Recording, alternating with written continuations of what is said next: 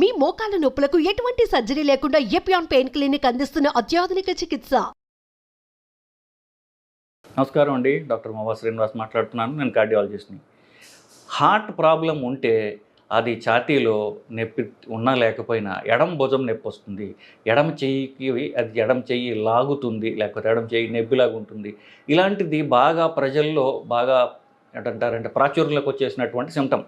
వాళ్ళకి అసలు నిజానికి ఛాతీలో నొప్పి వస్తుందని కూడా వాళ్ళకి మర్చిపోయారు.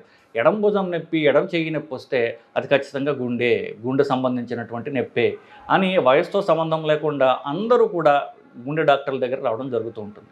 నా దగ్గరికి వస్తారు. ప్రతి డాక్టర్ దగ్గరికి పోయేటప్పుడు ఇవే కామనెస్ట్ ప్రాబ్లమ్గా ఇదే చెప్తుంటారు. సో గుండెకి సంబంధించిన నొప్పి మొదట వచ్చేది ఛాతీ మధ్య భాగంలో, ఎడం పక్కన కాదు, ఛాతీ ఎడం సైడ్ కాదు, ఛాతీ మధ్య భాగంలో వస్తుంది. పొట్ట పైనుండి ఛాతీ మధ్య దాకా, గొంతు దాకా, దవడ దాకా, పంటి దాకా ఛాతీ మధ్య భాగంలో వచ్చి అది ఎడమ భుజానికి కానివ్వండి, ఎడమ చెయ్యి లోపల భాగంలో కానీ పాకే అవకాశం ఉంది.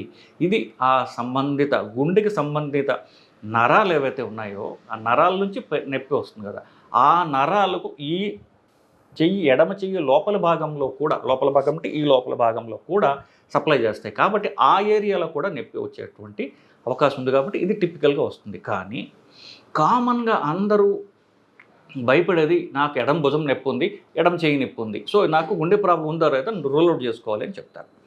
సో ఎడమ భుజము, ఎడమ చెయ్యి నొప్పికి యాక్చువల్గా కామనెస్ట్ కాజ్ ఏంటంటే సర్వైకల్ స్పాండిలోసిస్ అంటారు.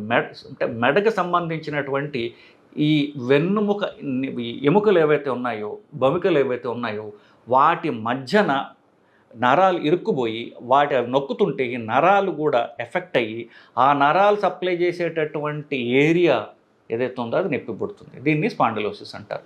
అంటే మెడకు సంబంధించినటువంటి ఎముకలు ఏవైతే ఉన్నాయో అవి వయసుతో కొంత ఏమవుతుందంటే అవి కొంచెం వయసుతో సంబంధించినటువంటి చేంజెస్ రావటం వల్ల అవి ఈ రెండు ఎముకల మధ్యన నరం పోతూ ఉంటుందన్నమాట. సో ఈ ఎడం పక్కన ఉన్నటువంటి ఎముకల పక్క నుంచి వచ్చేటువంటి నరం ఎక్కడ సప్లై చేస్తుంది? ఎడమ చేయికి సప్లై చేస్తుంది.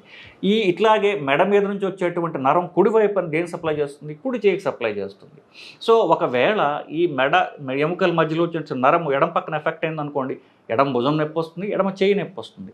కానీ గుండెకి సంబంధించిన నొప్పి చెయ్యి లోపల భాగంలో వస్తుంది. ఆల్మోస్ట్ లైక్ మీకు చిటికెన్ వేలు ఆ ఏరియా వస్తుంది తప్ప బయట ఏరియాకి అంత కామన్గా రాదు.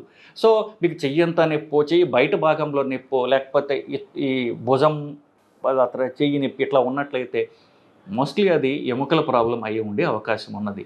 సో ఎస్పెషల్లీ ఎవరికైతే షుగర్ లేదు, బీపీ లేదు, సిగరెట్ అలవాటు లేదు, ఫ్యామిలీ హిస్టరీ లేదు అనుకున్న వాళ్ళకి హార్ట్ అటాక్ వచ్చే అవకాశం తక్కువ. వాళ్ళకి ఎస్పెషల్లీ 60-50 ఏళ్ళు దాటిన తర్వాత చాలామందికి మెడ ఎముకల ప్రాబ్లమ్స్ కూడా చాలా కామన్గా వస్తుంటాయి. మెడ ఎముకల్లో ప్రాబ్లం రావటం, నడుము ఎముకల్లో ప్రాబ్లంలు రావటం, ఇవన్నీ కూడా సర్వసాధారణంగా జరుగుతూ ఉంటుంది. ఎస్పెషల్లీ బరువు ఎక్కువగా ఉన్న వాళ్ళల్లో ఈ ఎముకలు ఆ బరువు వల్ల ఎముకలు ఒకదాని మీద ఒకటి నొక్కుపోయి ఆ ఎముకల మధ్యలో ఉన్నటువంటి నరాల మీద రాపిడి పడి ఆ నరం సప్లై చేసేటటువంటి ఆ ఏరియా ఏదైతే ఉందో అది ఎఫెక్ట్ అవ్వడం జరుగుతూ ఉంటుంది. సో ఎడమ భుజం నొప్పి అన్నిసార్లు గుండెకి సంబంధించిన నొప్పి వల్ల కాకపోవచ్చు. అది ఈ స్పాండిలోసిస్ అంటే మెడ నరాలకు సంబంధించినటువంటి నరాలు ఎఫెక్ట్ అయ్యే అవకాశం కూడా ఉన్నది. అఫ్కోర్స్ ఈ నరాలు నొక్కుపోయి స్పాండిలోసిస్ వల్ల ప్రాణాలు పోవు. గుండె హార్ట్ అటాక్ వస్తే ప్రాణాలు పోయే అవకాశం ఉంది. ఇది మీకు ఒక ఐడియా కోసం చెప్తున్నాను. కానీ ఎడమ భుజం నొప్పి ఉన్నట్లయితే ఈసీజీ ఒక్కటి తీయించుకోండి సరిపోతుంది. ఈసీజీ పెద్ద ఖరీదైన పరీక్ష కాదు. 100-150 రూపాయల్లో మీకు ఎక్కడన్నా మీరు తీయించుకోవచ్చు. ఒక ఈసీజీ తీయించుకోండి. ఈసీజీ నార్మల్ అయితే ఇది గుండెకి సంబంధించిన నొప్పి కాదు. లేదా ఒక ట్రోపోనిన్ చేయించుకోండి. ట్రోపోనిన్ ఈసీజీ నార్మల్ ఉన్నట్లయితే ఈ గుండె పర్మనెంట్గా 100% మనం రూల్ అవుట్ చేసేయవచ్చు. ఇకపోతే ఎడమ భుజం నొప్పి, ఎడమ చేయి నొప్పి అప్పుడు ఈ స్పాండిలోసిస్ నొప్పి అయ్యే ఉంటుంది. ఇకపోతే ఒకవేళ అది స్పాండిలోసిస్ అంటే మనం ఏం చేయాలి? ఈ ఎముకలకు సంబంధించినటువంటి ప్రాబ్లం కదా ముఖ్యంగా. ఇది ఎముకలకు సంబంధించిన ప్రాబ్లమ్స్కి నొప్పి తగ్గించే మందులు తప్ప పెద్ద మార్గాలు లేవు. 2 మార్గాలు.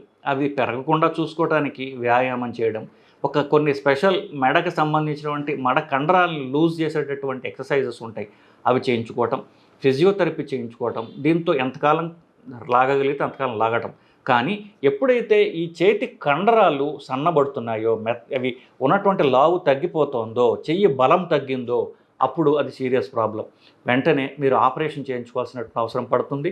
ఆర్థోపెడిక్స్ వాళ్ళు కానీ, స్పైన్ సర్జన్స్ కానీ వాళ్ళు ఈ ప్రాబ్లమ్ డీల్ చేస్తారు. సో చూసుకోవాలి. సో మాకు చెయ్యి బలం తగ్గుతోందా, చెయ్యి యొక్క స్పర్శ తగ్గుతోందా, నాకు అనిపించడం కాదు, చెయ్యి స్పర్శ తగ్గుతోందా, చెయ్యి బలం తగ్గిందా, చెయ్యి కండరాలు సైజ్ తగ్గాయా అంటున్నట్లయితే ఈ స్పాండలోసిస్ ఇంకా మీరు ఎక్సర్సైజ్ అని ట్యాబ్లెట్లని ఉపేక్షిస్తే అది సీరియస్ ప్రాబ్లం కింద వస్తుంది. మీరు వెళ్ళి ఆపరేషన్ చేయించుకుని ఆ బ్లాక్ రిలీవ్ చేసినట్లయితే ఈ నరం పర్మనెంట్గా డ్యామేజ్ కాకుండా మనం కాపాడుకోగలం. సో ఇదండి హార్ట్ అటాక్కి క్లోజ్గా ఉండేటటువంటి ఒక మిమికింగ్, ఏదైతే హార్ట్ అటాక్ లాగా అనిపించేది ఏంటంటే మెడకి సంబంధించినటువంటి స్పాండిలోసిస్, మెడ ఎముకల మధ్యన ఇరుక్కుపోయి నలిగిపోయేటటువంటి నరాల నుంచి వచ్చేటటువంటి ఇష్యూ. సో దీన్ని ముందు ఈసీజీ అలాగే ట్రోపోనిన్ పరీక్ష చేసుకుని హార్ట్ ప్రాబ్లం రూల్ అవుట్ చేసుకున్న తర్వాత ఈ స్పాండిలోసిస్ సంబంధించినటువంటి వీడియోస్ ఉంటాయి, మీరు యూట్యూబ్లో చూడొచ్చు.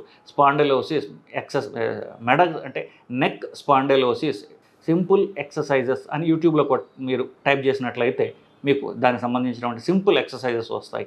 అది మీరు పొద్దున్న సాయంత్రం 2 సార్లు రెగ్యులర్గా చేసుకున్నట్లయితే మెడ ఎముకలు కాస్త వదులుగా అయ్యి లూజ్ అయ్యి ఆ నరం మీద కంప్రెషన్ తగ్గి మీ ప్రాబ్లం మీరు మీరు సొంతగా మీరు సాల్వ్ చేసుకున్నటువంటి అవసరం ఉంటుంది. కానీ నేను చెప్పినట్టుగా సెన్సేషన్ తగ్గిన, చేతి మీద బలం తగ్గిన, లేకపోతే చేయి కండలు సన్నబడుతున్న ఆపరేషన్ అవసరం పడవచ్చు.